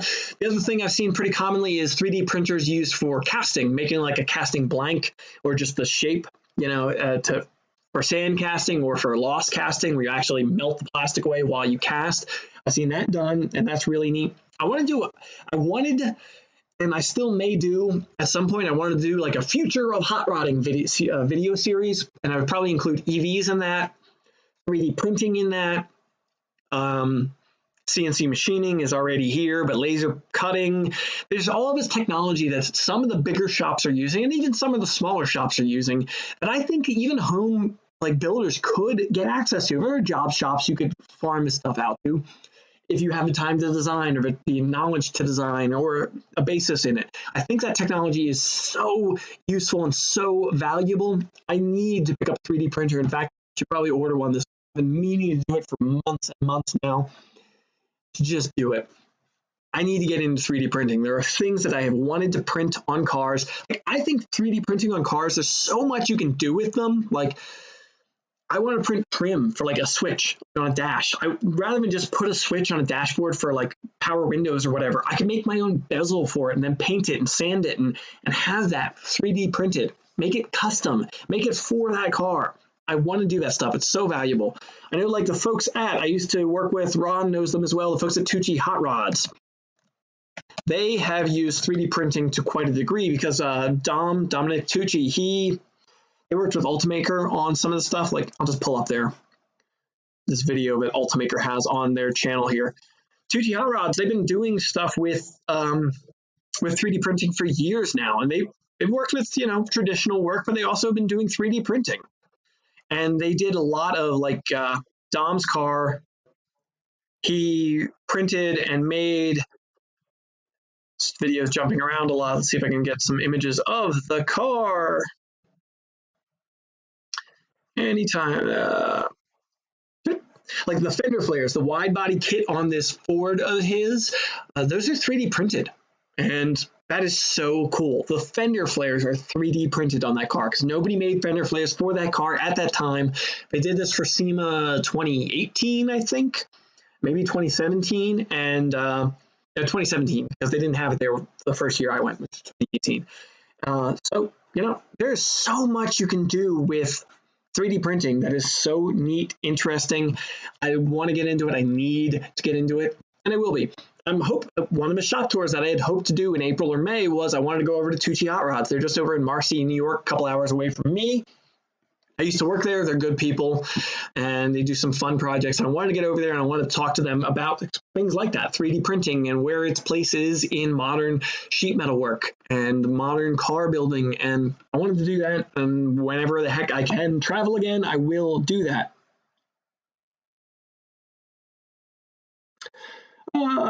James, you said you want to build a 33 Dodge truck from scratch. You bought one, it's just too tiny. You want to make it more of the size of a modern truck. I understand that. Whenever I do build my own custom street rod, I'm 6 foot 1 inch tall. I'm not a big guy. I'm just tall and lanky. Traditional street rods are too small for me. They just are. I love them. But I don't fit in them. So I do intend to size that up. I plan to take the measurements of a Model A and enlarge it in pretty much every direction so that it fits me better. The hard part about that is, like Factory 5 does that with their street rods and their pickups. They're all enlarged. And there we go, they're 33 hot rod. Let me pull it up here. Load. Yeah, Factory 5 does that with their street rods. These are fiberglass cars, by the way. They look really good in pictures. I don't think they look good in person. Getting the dimensions right of a dimensionally enlarged street rod is hard. It is time consuming to get it all to look just right because we're so used to seeing street rods that look a certain way and are a certain size. It's amazing how little adding an inch here and adding an inch there, how much it just suddenly makes everything not look right anymore, not look correct. Again, these look good in pictures. Personally, my personal opinion, seeing them in person, I don't think they look good. And the problem is that the dimensions just aren't quite right in my eyes. Is what it is.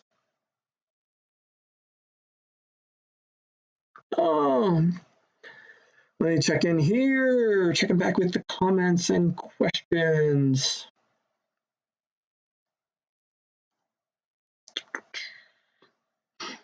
I mean, like personally, as far as scratch build is concerned, the reason that I want to scratch build myself a street rod is I can't justify buying one. Street rods have been pretty popular the last handful of years, and I love Model A's and I love 32 Fords. I like them, but all I'm going to do is spend $5,000-$6,000 on a shell of a car to then cut it up and modify everything. So I'm not going to leave it alone. I'm going to want body lines to be different. I'm going to want to maybe stretch things a little bit, like you were saying, so that I can fit in the car better. I'm going to do so much to it that I don't see a reason to buy the car at this point. I might as well just scratch build it, and that's what my intention is to do. We will get to that eventually, build a traditional street rod in more of a modern style, I'm sure. I don't know if it's going to end up looking the way I envision it to look. We shall see. Diesel Punk, you said you could do F-132, the Model A body with the Formula One style suspension and modern engine. That is one project that I want to do. I have a couple of dream projects on the list. Number one is the one that I first intend to build here on the channel, which is a traditional street rod. Small block Chevy with a 471 supercharger on it, manual transmission, traditional body style, solid axle front suspension, traditional. That is number one on my list right now for what I want to build. I've got a couple other ones I don't want to disclose all the information about because they are projects I think could be unique, and I don't want to put that out there, but they are modern style projects. One, I want to have independent front and rear suspension, make it a track car and really a usable car, but be a street rod. It is not the easiest thing to do. You almost have to lean into it a little bit and just like put the suspension on display and make it a showpiece to make it stand out. If you try and hide it under fenders, it doesn't work out that well, in my opinion. But that is a really unique style that you can do.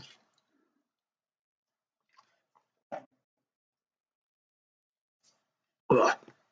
My voice is starting to go a little bit, and I've been talking for an hour and a half now.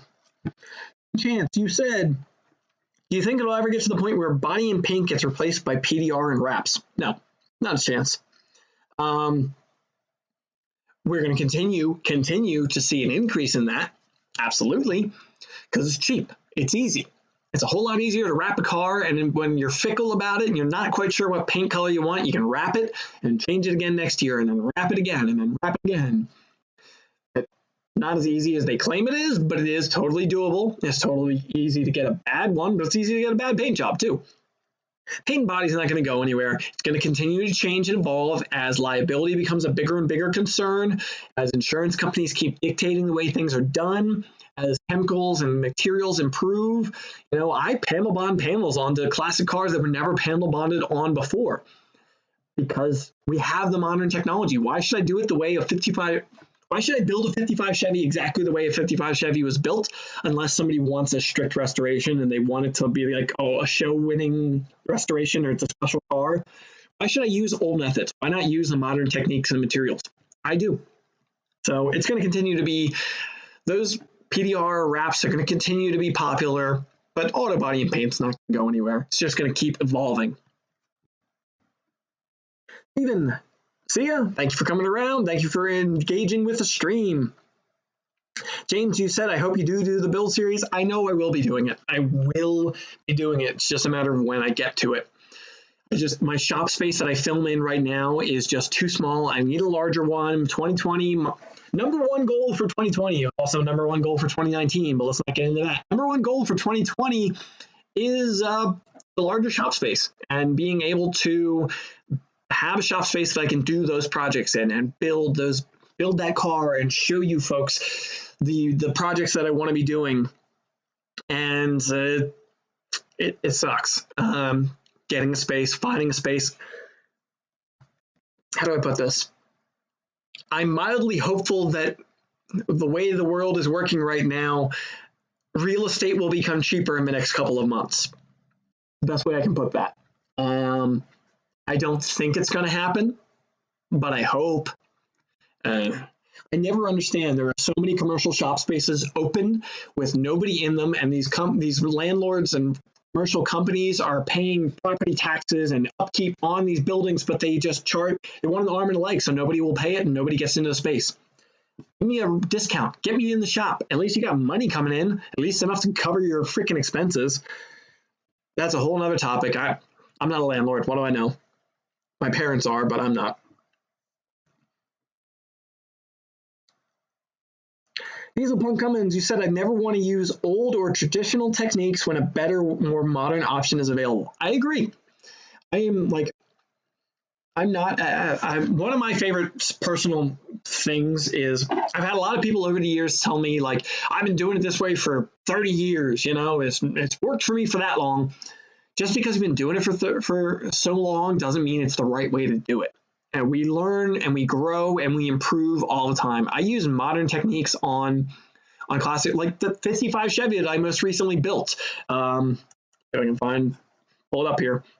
The 55 Chevy that I recently built, I panel bonded panels onto that car because it keeps corrosion. I welded them and panel bonded them, but I panel bonded them. It allows me to put panels on that car in a better manner. They're going to be stronger, less chance of squeaks and rattles down the road.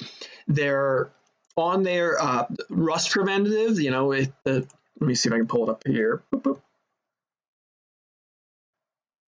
This 55 Chevy I did, this one here, the quarter panels on that car are glued on. They're welded as well. They are spot welded through the panel bond, but they're panel bonded on.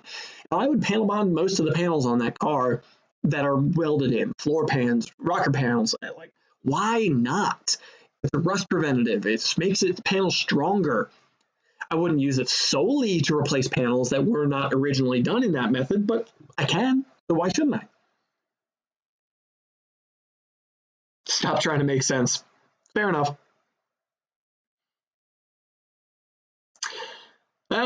Diesel Punk Cummins, custom and modern is better than stock, so no reason to restore with old techniques. I mean, I agree. I don't like stock. I want to customize everything. Nothing stays stock in my world, except my daily driver. I understand why people want restored vehicles. If you had that car back in the day and you want it to be the same as your dad had it or you had it, I understand that. Or if you want to win awards, or if it's a valuable car, like the Steve McQueen Bullet car, like I understand restoring that because it's going to be more valuable restored. You don't want to cut that car up, but like this 55. But then in the same regard, this 55 Chevy that I have on screen right here, this car was in an Oscar award-winning movie. Believe it or not, that car was in a movie called. I always forget the name of it because you have probably not heard of it. It was an Oscar award-winning movie. Let me see if I can pull it up here.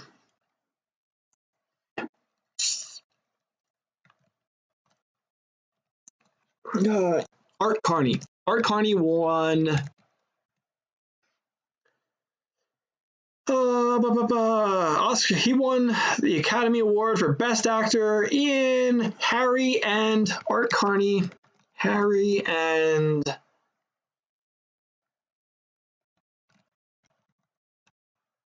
Harry and Tonto, a movie about a man and his cat. Yep. So that car was in that movie. That was he drove a 55 Chevy in that movie, and the 55 Chevy in that movie was, let me see if I can pull it up here. Why not? Harry and Tonto trailer.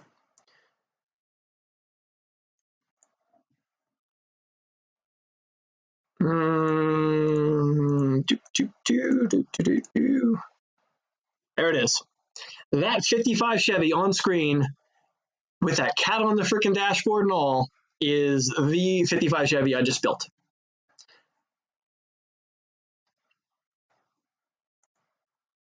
Yep. Anyway, so that car was in an Oscar award-winning movie. We still chopped it up and turned it into this custom car on a custom chassis with a modern engine. Hey, the customer wanted a drivable car. We've tried to maintain things and keep a few things, but at the end of the day, it's no longer the same car that was in that movie. Whatever. I don't know that a 1974 movie with Art Carney in it made that car worth anything more, but it's a thing.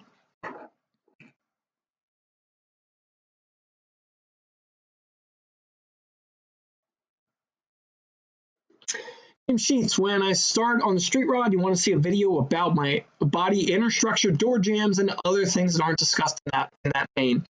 Definitely, it will absolutely be a dedicated video on that, whether it be on that project or another one. It's something I want to cover, but I need a project to cover. I need a project to show, and unfortunately, I can't film at my day job to show you what it is I do when it comes to that stuff. So there will absolutely be a dedicated video on that topic, probably multiple ones along the time. That will happen. Thank you for that suggestion.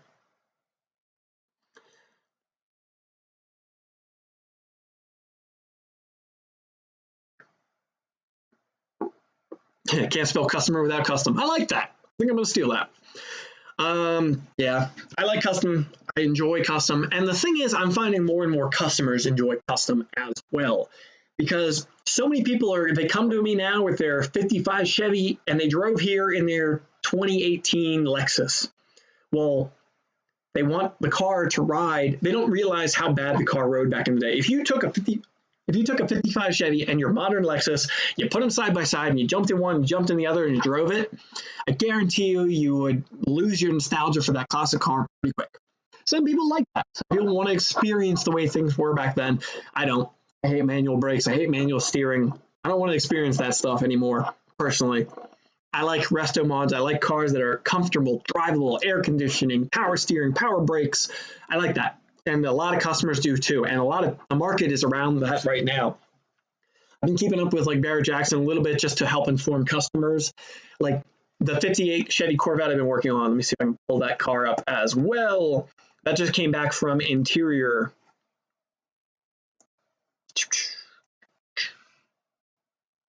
The 58 Chevy Corvette Resto mod we just did, that just came back from Interior.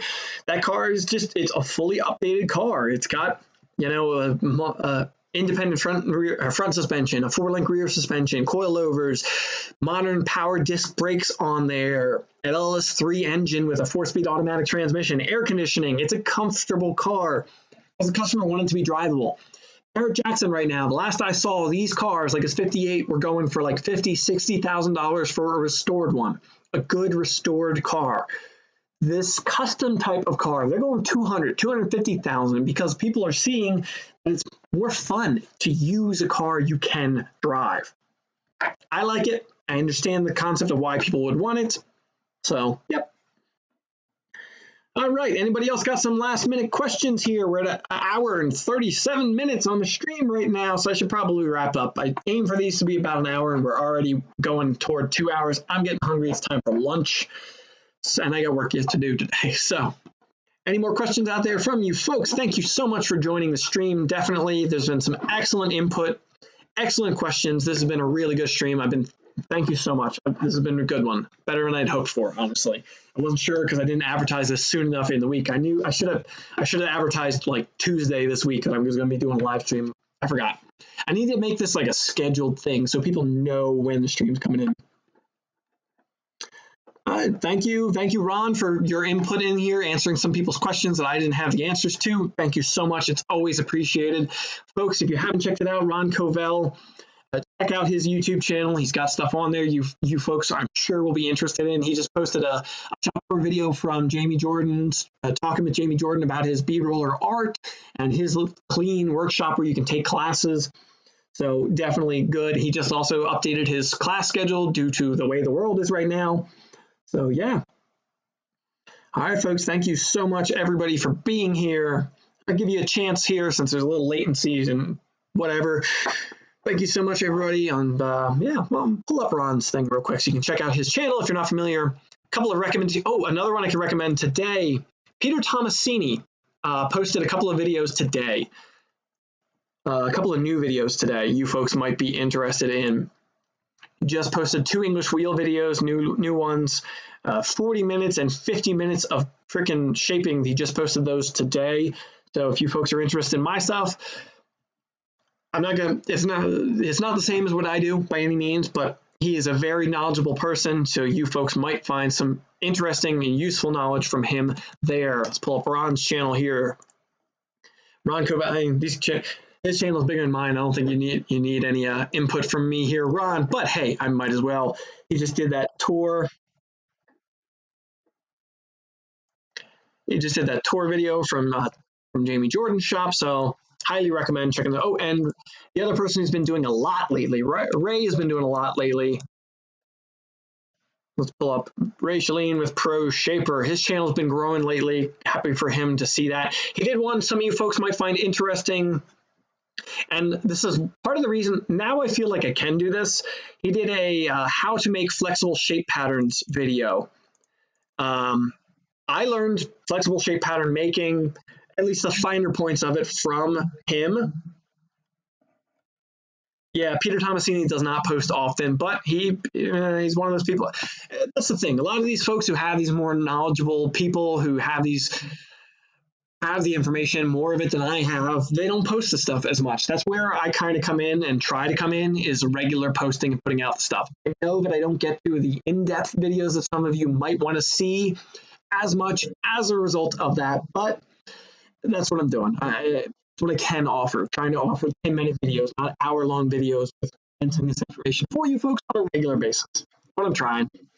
So yeah, Pro Shaper, Ron Covell, Peter Tomasini, check them out. I think Laz at Laz's Metal Shaping has, how do you say his name? I forget. Joe, I have no intention of stopping. I'm going to keep making videos whether folks keep tuning in or not. And granted, there might come a point where I have to stop, but yeah, I'm sure there'll become a point where I have to stop. But for now, there's no end in sight. It's going to continue.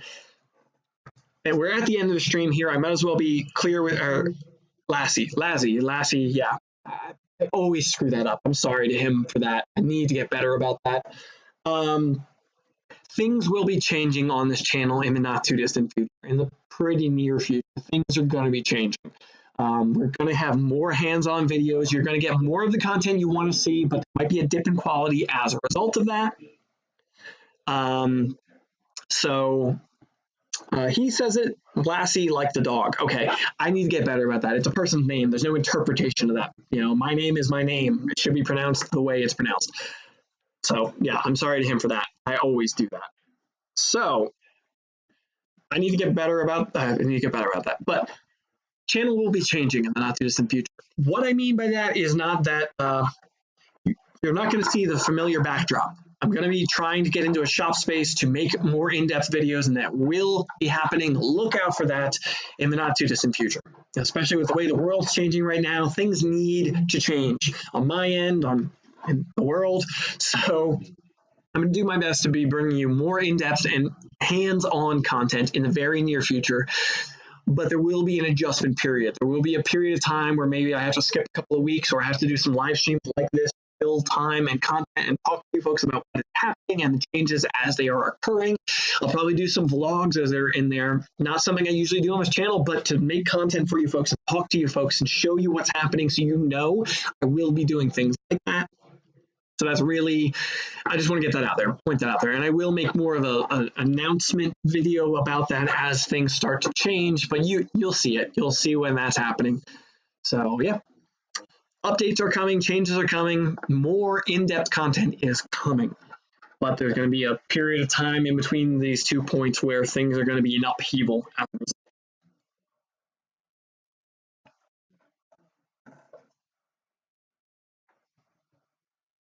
My cat is snoring. Heard a noise, was weirding me out. I'm like, what the heck is that? Cat snoring. Yeah. All right. Thank you so much, everybody, for joining the stream. Please like, share, comment, subscribe on all of my videos. It really helps. I want to see this channel keep growing. The more of a channel grows, the more we can get sponsorship involved, the more I can work with companies. I know people don't love that stuff, and I understand. You don't want people biased. You don't want biased opinions. I try to keep bias out of everything I do. I try to always be honest with you folks when things are sponsored, but I feel it's a necessary evil. Unless people are going to pay me to do this, literally you folks are going to send me money to do it, I have to do sponsored content. We've discussed this in the past. That's not the point of this. The point is that, what is the point? I'm blanking. I need to end the stream. I'm tired. Changes are coming, updates are coming, and I need the channel to grow to help those changes continue. There's a period of time where there are going to be a lot more hands-on videos, and as I do that, I want to continue to do that and continue to grow that, but then there's going to be a period of time where I'm kind of going to be lost without a shop space again. The shop space I'm going to have in the near future is temporary, so there's going to be a point of flux here in 2020 where I need to figure out what's happening on this channel, unfortunately.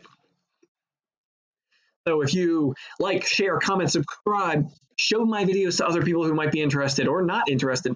I find that there are people out there who aren't into cars, aren't into fabrication, they just enjoy listening to me talk. I'm fine with that. If you think I'm attractive and you want to watch me, I don't know what the heck is wrong with you, but I am appreciative of it. Enjoy. I've been growing on TikTok a lot lately. It's been my biggest platform at this point, and I keep growing on there, and I don't know why. James, do I do sketches? No, I don't. I can't draw to save my life. Sorry. I will, if I'm going to sketch, it's going to be on a car. I'll put tape on the side of a car and I'll draw body lines on it if we're trying to plan that stuff out. I'm much more of an in my head type of person, and that's one of the difficult things for me with these videos and my content is showing you folks things, because in my head, I can walk myself through all the steps. I can show everything, but actually putting it in front of people becomes a little more difficult for me because I can visualize it, but I can't draw it. I can't. So I'm trying to learn things like, I really want to learn more 3D modeling stuff. I want to learn more graphic design with camera and video content, because I can create infographics to show you folks things and like make digital cartoons basically to show you things. I will be doing more of that in the future as I grow, because that's something I think is useful, informative, and it's a way that I can take what's in my head and present it to you folks. But yeah, I don't do sketches of cars. I generally talk customers through what I want to do with a car, what I envision for the car, because I dream it up in my head and I envision it. I do my best to show them. Maybe I'll make samples. If I'm talking about like a custom bead roll firewall, I'll make them a sample piece and I'll hold it up there and show them, see, it could look something like this. I can kind of walk them through that and then gain their trust so that they allow me to do what I want to do. Joe, you're out here. Thank you so much for joining. I really appreciate it. You're always so helpful in engaging with these streams. I appreciate it. Let me check the stream here. So,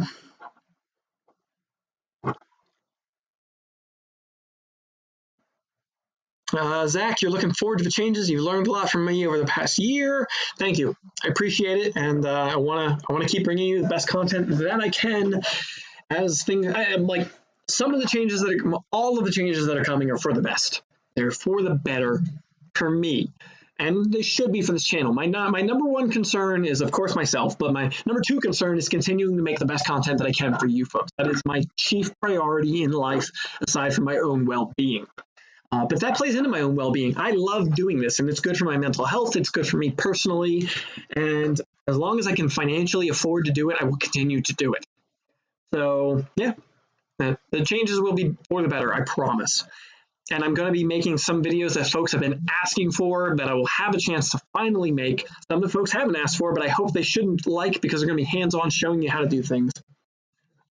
All right, folks, I just need to end this. I got to go get something to eat. I am hungry, and I got work to do around the house.